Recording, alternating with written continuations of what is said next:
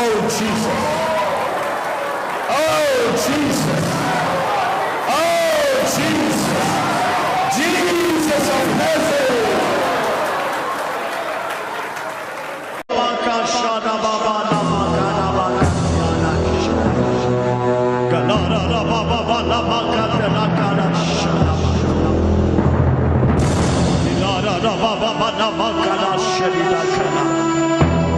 పరిశుద్ధాత్మని స్పర్శ నీవు అనుభవించుదువుగాక. నీలో ఒక పులకింత బరబా శకరల సబ ఉరిమారిబా కమక శకరిబా ఓ ఫీల్ అనుభవించండి బాబా బాబా చ ఉరిమన కమ ఉరిబెల బాబా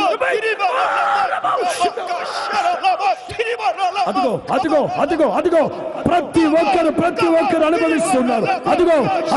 అదిగో నిన్నే అదిగో మరుతున్నారు. పరిశుద్ధాత్ముడు స్పర్శను అనుభవించు.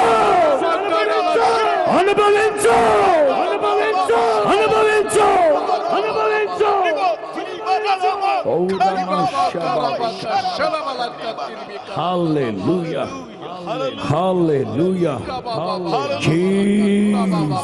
ఏంటి పిచ్చి భాషట, భాషల వరమట దేవుడి వీళ్ళకి. ఇది ఒక్కొక్కడు ఒక్కోలా అరుస్తున్నారు. ఇది పరలోకపు భాష, ఆ భాష మేము మాట్లాడుతున్నాం అని చెప్పుకుంటున్నా దొంగల్లారా. వాళ్ళు మాట్లాడే ఆ భాష షరబార బారబార ఓ షీ షో ఆహా ఓ అంటాడు కదా. ఇవన్నీ స్పష్టమైన మాటలు కావవి, అవి పిచ్చి మాటలు. ఎవరికీ అర్థం కాని భాష నా దగ్గర ఉందంటే ఆ ప్రపంచంలో ఆ ఏకైక భాష మహానుభావులారా మీ దగ్గర ఉన్నదే. ఎందుకో తెలుసా? పలుకుతున్న మీకే అర్థమై సావదది. అరుపులన్నీ అరిచేసి పరిశుద్ధాత్మ అంటారు. అబ్బా ఏంటి పిచ్చి భాషలన్నీ పరిశుద్ధాత్ముడివే? అవును పరిశుద్ధాత్ముడే. బైబిల్లో చూస్తే ఒక ముక్క రాదు వీళ్ళకి. సరిగ్గా డౌట్లు అడిగితే ఆన్సర్ చెప్పలేరు. ఈ కొరింథీ పత్రికలో భాషలైనా నిలిచిపోతాయి ప్రవచనాలు. ఇవి ఒక రోషపూరితమైన కొన్ని మాటలు. ఒక ఉదాహరణ ఏంటంటే నేను చెప్తాను. ఎవరితో ఒక మాట చెప్పి ఇది గనక నేను నెరవేర్చకపోతే నా పేరు జాన్ వెస్లే కాదనుకో అంటాను. ఇది నా మాట మీద, నేను చేసిన వాగ్దానం మీద ఆ నమ్మకత్వాన్ని రుజువు చేయడానికి ఆ మాటలు అంటాం. అంత మాత్రం నా పేరు జాన్ వెస్లీ కాకపోదు. ఉదాహరణ కూడా చెప్తున్నాను. ఒక్క పూట కూటి కోసం జ్యేష్ఠత్వం నమ్ముకున్న భ్రష్టుడు వ్యభిచారి అని ఉంది యేషావు. వాస్తవంగా ఆదికాండలో దేవుడు ఎక్కడ అనలేదు అతను. అనకపోగా ఇశ్రాయేలీలు సేయూరు మన్యం మీదుగా వెళ్ళేటప్పుడు దేవుడు చెప్తారు, ఏషావుకి నేను ఎదోం ప్రాంతాన్ని నేను ఇచ్చాను అతనికి, మీరు అటు వెళ్ళేటప్పుడు పొరపాటున స్వాధీనపరచుకోవడానికి మీరు తెగించద్దు అంటారు. అంటే హెబ్రీ సంఘాన్ని హెచ్చరించడానికి మధ్యలో ఏషావుని పేరు పెట్టారు అక్కడ. ఎగ్జాక్ట్లీ. ఇక్కడ భాషలాగిపోతాయి. అదే ప్రేమ యొక్క విశిష్టతని ఎక్కువ చేసి మాట్లాడడం కోసం ఇవన్నీ ఆగిపోతాయేమో గాని అనే మాట వాడారు. రెండు భాషలు ఆగిపోయాయి. నేనంటాను ప్రారంభించబడిన తారీఖు అది నేను చెప్తాను. ఆగిపోయిన డేట్ మీరు చెప్పగలరా? 2000 సంవత్సరాల క్రితం మేడగదిలో 50వ రోజున పరిశుద్ధాత్మ నింపుదల కలిగినప్పుడు అన్య భాషలతో మాట్లాడు సాగిరి దేవుని స్తుతించ ప్రారంభించబడిన డేటు సంవత్సరం అది. ఎగ్జాక్ట్లీ. ఆగిపోయాయి. మీరు చెప్పండి మరి 16వ శతాబ్దంలో ఆగిపోయాయా? 17వ శతాబ్దంలో ఆగిపోయాయా? There is no date. ఎవరో ఒక అతను అని ఉంటాడు, దాన్ని పట్టుకొని దానికి సంబంధించిన వాళ్ళందరూ ఆగిపోయాయి. ఎవరు చూసి వచ్చారు ఆగిపోయినట్టు? ప్రారంభించబడింది మేము చెప్తున్నాం. ఆగిపోయిన సంగతి మీరు చెప్పండి. పలానా డేట్ అని చెప్పండి, పలానా శతాబ్దం అని చెప్పండి. దానికి వాక్యాధారం లేదు, ఏం లేదు. వాళ్ళు చెప్తారు. ఇక్కడ ప్రవచనం అయితే సంఘం యొక్క క్షేమాభివృద్ధి కోసం అన్య భాషలు వచ్చి భాషలతో మాట్లాడువాడు దేవునితో మర్మాలు మాట్లాడుతున్నాడు. తనకే క్షేమాభివృద్ధిని కలుగు చేసుకుంటున్నాడట. అటువలే పరిశుద్ధాత్మ కూడా మన బలహీనతలు చూసి యుక్తంగా ప్రార్థన చేయడం మనకు తెలియదు గనక ఆ ఆత్మే మన పక్షమై ఉచ్చరింప సఖ్యము గాని మూలుగులతో మనతో ప్రార్థన చేయిస్తూ ఉన్నాడని రోమపత్రిక 8లో మనం చూస్తాం. ఎగ్జాక్ట్లీ. అన్య భాషలు అంటే భూమి మీద ఆకాశము కింద ఎక్కడో ఒక చోట తప్పనిసరిగా మాట్లాడే ఒక భాషే అన్య భాష. నేను ఇశ్రాయేల్ దేశానికి వెళ్ళినప్పుడు ఇట్లాంటి ఉపదేశానికి సంబంధించిన కొన్ని సందిగ్ధాలు కొన్ని కాంట్రవర్షియల్ ఉంటే నేను పేపర్ మీద రాసి బైబిల్లో పెట్టుకొని ఇశ్రాయేల్ దేశానికి వెళ్ళిన తర్వాత అక్కడ టాప్ 10 గైడ్లు ఎవరైనా ఉంటే వాళ్ళని పిలిపించి గంటకి $100 చొప్పున వాళ్ళకి ఇచ్చి వాళ్ళ దగ్గర అది నేను నేర్చుకుంటాను. ఇది ఉంది వాస్తవంగా హెబ్రీ భాషలో ఇది ఏముంది, లాటిన్ భాషలో ఏముంది, అరామియా, యేసు ప్రభు ఎక్కువ శాతం మాట్లాడింది అరామియా అని చెప్తా ఉంటారు. అక్కడ అరామియాలో దీని ఆంతర్యం ఏముంది, భాషలు అంటే ఏముంది అని తెలుసుకున్నాను నేను. ఇవాళ తోమా మన దేశానికి వచ్చాడు, 2000 సంవత్సరాలప్పుడే తోమా మన దేశానికి వచ్చారంటే ఎందుకు రావాల్సి వచ్చింది? తోమా పెద్ద పెద్ద దైవజనులు ఉన్నారు, తోమాను ఎందుకు వచ్చారంటే నేను అక్కడ నాకు ఒక టాప్ 10 గైడ్లో ఒక గైడ్ నాతో చెప్పిన మాట ఏంటంటే, పరిశుద్ధాత్మ నింపుదల కలిగిన రోజున తోమా మలయాళంలో స్పష్టంగా ప్రభువుని స్తుతిస్తూ ఉన్నారంట. Praise the lord. అప్పుడు ఈ కేరళైట్స్ వ్యాపారం నిమిత్తం యూరప్ వెళుతూ యెరూషలేం పండగకి వెళ్ళారంట. యూదులు, కేరళలో ఉన్న యూదులు, కేరళ వాళ్ళు చూసి ఇదేంటి ఇంత స్పష్టంగా మాట్లాడుతాం. తిన్నగా పేతురు దగ్గరికి వెళ్ళి అడిగారంట, ఇతను ఇండియాకి వచ్చాడు ఏంటి భాష మాట్లాడుతాడు? లేదు లేదు. అప్పుడు పేతురు యోహాను యాకోబులు ప్రార్థన చేసి వాళ్ళతో పంపించారంట ఆయన తోమాని. ఎందుకంటే యూదులు కేరళలో ఉన్న భాష మాట్లాడావు కాబట్టి నువ్వు అక్కడికి సూట్ అని చెప్పి ఉంటారు, పంపించారు వాళ్ళు. ఇప్పుడు భాషలు అనేది, అన్య భాషలు అనేది ప్రభుతో మనం మాట్లాడే మనలో ఉన్న అన్య భాషలు వచ్చినప్పుడు 2 అనుభవాలు జరుగుతాయి. ఒకటి, బహు సంతోషంగా ఉంటారు. 2, భాషలతో మాట్లాడుతూ కన్నీరు కారుస్తూ ఉంటారు. బహు సంతోషం ఏంటంటే అన్య భాషలతో ప్రభువును స్తుతించడం. ఎందుకంటే పరిశుద్ధాత్ముడు ఆయన వలె మార్చుకుంటున్నాడని ఆత్మ పరిశుద్ధాత్మలో సంతోషిస్తూ ఉంటుంది. 2, ఆత్మలో నింపబడినప్పుడు కొంతమంది భాషలు మాట్లాడుతూ కన్నీరు కారుస్తూ ఉంటారు. కారణం ఏంటంటే ఈ బాహ్య పురుషుడు జాన్ వెస్లీకి అన్ని మంచిగానే ఉంటాయి, కానీ లోపల ఉన్న అంతరాత్మకి కొన్ని నచ్చవు. ఎప్పుడైతే పరిశుద్ధాత్మ నింపుదల కలుగుతుందో లోపలున్న ఆత్మ పరిశుద్ధాత్మనితో మమేకమై వాటిని ఒప్పింప చేస్తూ ఉంటాడు. అప్పుడు ఈ దుఃఖం ప్రార్థన అయిపోయిన తర్వాత నాతో శ్రేవలు అన్న ఇందాక ఆత్మలో నింపబడి మీరు బాగా ఏడుస్తున్నారు, ఎందుకు తెలియదు. అదేంటి మీరు ఏడ్చింది మీరే కదా. అసలు ఆ భాషలతో మాట్లాడువాడు దేవునితో మర్మాలు మాట్లాడుతున్నారు. ఈ బాహ్య పురుషుడైన జాన్ వెస్లీకి తెలియదు ఆ మర్మం ఏంటో. అవును, ఇది ఏమిటా మర్మం అంటే నాలో దేవునికి నచ్చనిది, పరిశుద్ధాత్ముడు నచ్చనిది ఎక్కడో అట్టడుగుని పడిపోయింటే పరిశుద్ధాత్ముడు దాన్ని ఒప్పింపు చేస్తాడు. ఎగ్జాక్ట్లీ.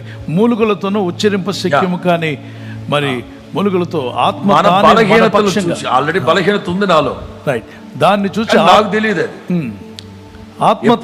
ఆత్మలో నింపబడ్డానో ఆ ఆత్మే మన పక్షమై దాన్ని ఒప్పింపు చేస్తాడు. రోమపత్రిక 8:26లో ఉంటుంది. 8:26లో రోమన్స్ 8:26 ఆత్మ తానే మన పక్షంగా విజ్ఞాపన చేస్తూ మూలుగులతోనూ ఉచ్చరింప శక్యము కాని మూలుగులతో ప్రార్థిస్తామని రాయబడిందంటే మనలో అన్నాడు. అంటే అపోజిట్ పౌలు అనేక సంఘాలు కట్టిన గొప్ప దైవజనుడు. అలాంటి దైవజనుడు అంటున్నాడు మనలో ఎవనికి అన్నప్పుడు ప్రతి క్రైస్తవునికి యుక్తముగా ప్రార్థన చేయటం ఎలాగో తెలియదు అన్నాడు. అటువలే ఆత్మీయు మన బలహీనతను చూసి సహాయం చేస్తున్నాడు. ఏలైనగా మనము అన్నప్పుడు అందరూ కలిపాడు. అక్కడ క్రైస్తవులు, బోధకులు, చిన్నలు, పెద్దలు, విశ్వాసులు, ఆత్మపూర్ణులు అందరూ మనము యుక్తముగా ఎలాగూ ప్రార్థన చేయవలనో మనకు తెలియదు కానీ మనకు అన్నాడు. మళ్ళీ 2సారి అందరినీ కలుపుకున్నాడు. ఇక్కడ క్రైస్తవ బాడీ అంతా కలిసి ఉంది. అక్కడ the body of Christ doesn't know even how to pray.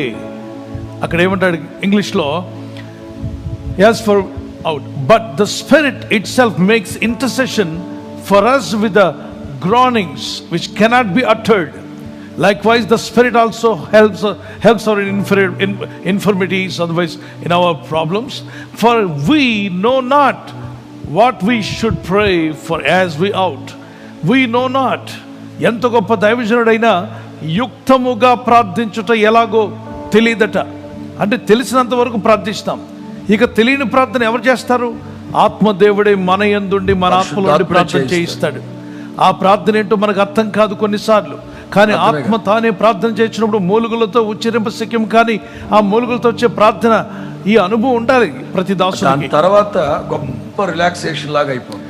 ఎంత ఫ్రెష్గా ఉంటుందంటే తలస్నానం 7 రోజులు తలస్నానం చేయకుండా ఒకసారి తలస్నానం చేసినోడికి ఎంత హాయిగా ఉంటుందో, రోజు చేసేవాళ్ళకి ఓకే తెలుస్తుంది.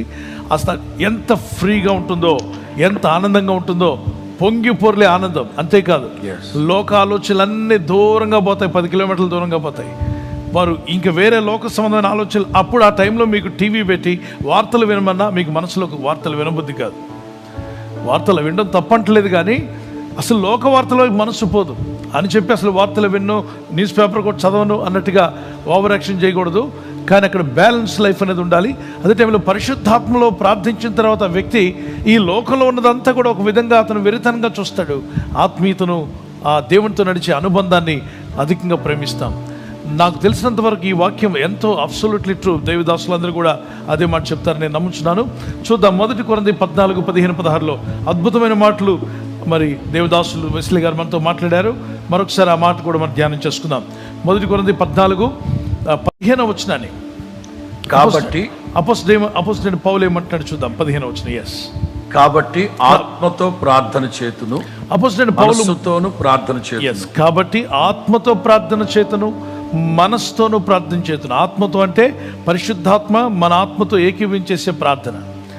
మనస్తో అంటే మదర్ టంగ్, మన తల్లి భాష, మాతృభాష, మనకు తెలిసిన భాషలో మన మనసుకు అర్థమయ్యే విధంగా, మన చుట్టూ ఉన్న వాళ్ళు కూడా ప్రార్థన చేస్తున్నప్పుడు అర్థమయ్యే విధంగా చేసే భాష. తెలుగు అయితే తెలుగు, తమిళ అయితే తమిళ్, మలయాళం అయితే మలయాళం. అలా ప్రార్థన చేస్తున్నప్పుడు మనసుతో కూడా నేను ప్రార్థన చేస్తాను. విత్ అండర్స్టాండింగ్ అన్నాడు. అండర్స్టాండింగ్ తర్వాత ఆత్మతో పాడుదును, మనసుతో కూడా పాడుదును. సో ముందు ప్రిఫరెన్స్ దేనికి ఇచ్చాడంటే ఆత్మతో ప్రార్థన, ఆత్మతో పాట. ఈరోజు కోయిర్ బిడ్డలు నిలబెట్టి ఆత్మతో పాడమంటే ఆత్మలో పాడడం చాలామంది బిడ్డలకు రాదు, ఏదో కొద్ది మందికి తప్ప. మరి ఆత్మలో ప్రార్థన చేయమని ఎవరినంటే ఆత్మలో ప్రార్థన చేయడం చాలా తక్కువ మందికి తెలుస్తుంది. దానికి ఉన్న ఆసక్తిని కూడా లేనిపోని బోధలు చెప్పి ఆ ఉన్న ఆసక్తిని కూడా తీసేస్తున్నారు.